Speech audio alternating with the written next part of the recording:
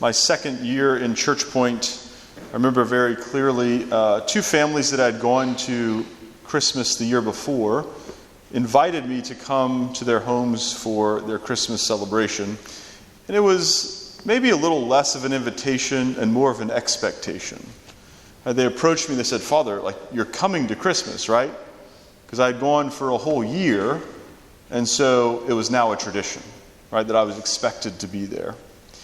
And whenever I arrived, both families included me in their little Christmas traditions. So one family, I don't know exactly what they did. I think they pulled names maybe, and then you brought the gift. And they would go, and they would go in order of age. And so the youngest would receive their gift first, then they'd make their way. So they plugged me in where I belonged, and they gave me my little gift, which I believe was a bottle of whiskey. It didn't go to waste. And then I went to the second families, and whenever it was time to give gifts, they gave their gifts to their children. They had 10 of them, but they bought 11 gifts, and they gave one to me. That I was now one of theirs, right? That they welcomed me into their family, and they gave me this great gift to show that I was part of it. I think this is something of what happens to Peter today in the gospel. That he is welcomed into a family, and he is given a gift. And whenever this happens, we hear that he was astonished at the catch of fish, and he was seized with this catch. Now, what exactly astonishes him? Yes, it was this miraculous catch of fish, but it wasn't just the fish, right? It was the deeper meaning behind the miraculous catch of fish. Because the catch symbolized his being invited into fellowship with Christ, being invited among the disciples. And being invited to this, he was amazed, he was astonished, and he was seized. And this helped me to sort of put words to my fascination with baptism. Right? I love all the sacraments. They're wonderful. Not taking anything away from any of them. Jesus instituted them all. They're great. But for some reason, I have this fascination with baptism. Right? I am astonished by it. And it seizes my imagination. And I think it's amazing because it does something of what happens to Peter in this gospel. It invites us, it welcomes us into the community of believers. It makes us a Christian. And we also receive a gift by being welcomed into this group, right? We receive the gift of grace, divine life in our soul. And so if we think about it, we ought to be astonished, right? We ought to be amazed. We should allow this reality to seize us. And this is important for us to dwell on because I think a lot of times when we read the scriptures, it's easy for us to just sort of read them and say, well, yeah, that makes sense for Peter, right? He was going to be called to be, the Christ vicar on earth whenever he dies. He was the first pope. He was a bishop, all these things, right? That's important for him. But we could also think of it, well, that's important for priests who are going to be, doing priestly work. That's important for the sisters who go away to the convent and do that stuff. But the scriptures are for each one of us. Each one of us who have been baptized have been welcomed into that community of believers.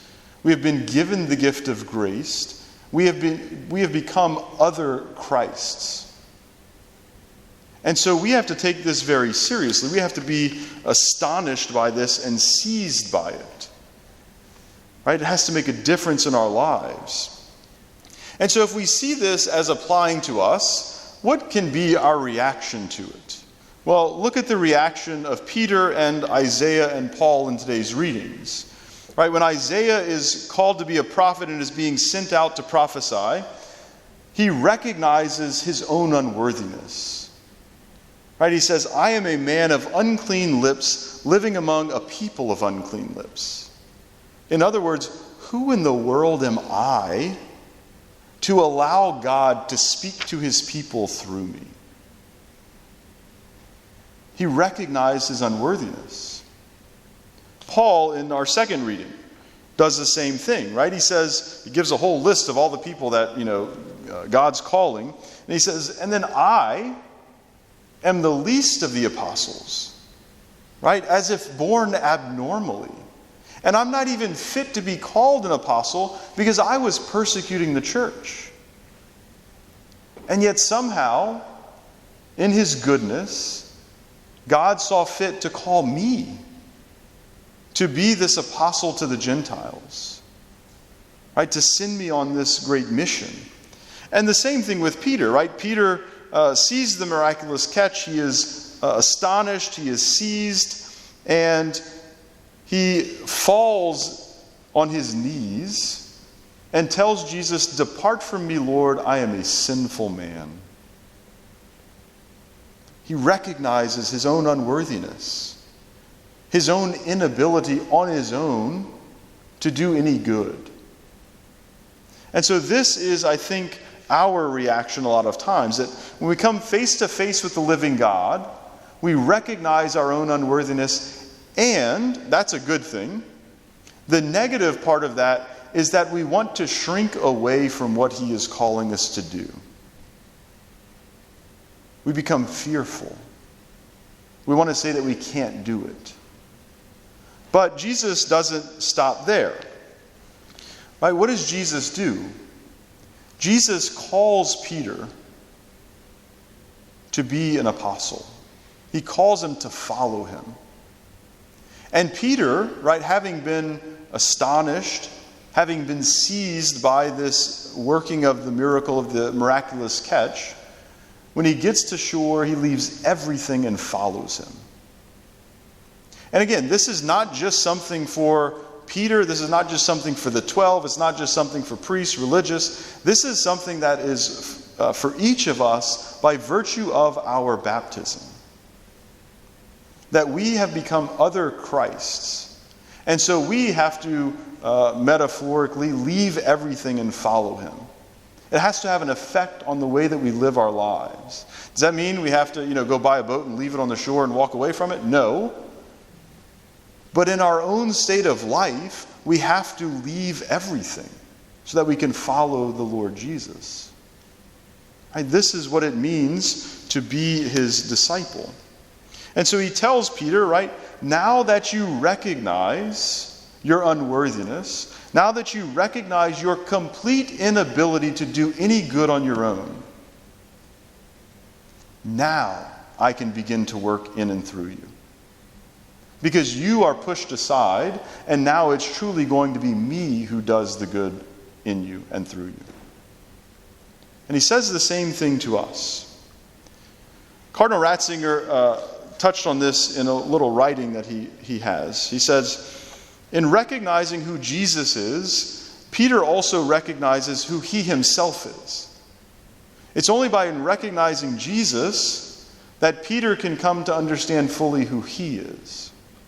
And he continues, he, Peter, receives himself back, and more than he himself is. He receives the whole person of Jesus Christ calling him. So as we recognize this unworthiness, this inability to do anything on our own, it's not just to beat us down. It's so that in recognizing Christ, we recognize who we are, and that we are able to receive Christ into our lives so that he can act in and through us, and so that we can respond to the calling that he's giving each one of us. First and foremost, to be those other Christs in the world, and then to whatever particular vocation he may call us. So if I could be astounded and seized by these families, inviting me to their Christmas and including me in their gift giving, how much more should we all be astounded and seized at the reality that through our baptism, Jesus has invited us into his family, the church. That he has included us in his giving of the gift of grace, his own divine life in us. Right? We, like Peter, should recognize our unworthiness We should tell the Lord that we do not deserve him, but we should be open to receiving the gift that he continues to want to give us, knowing that we don't deserve it, so that we can be other Christs in the world and that we can proclaim his good news to those we encounter.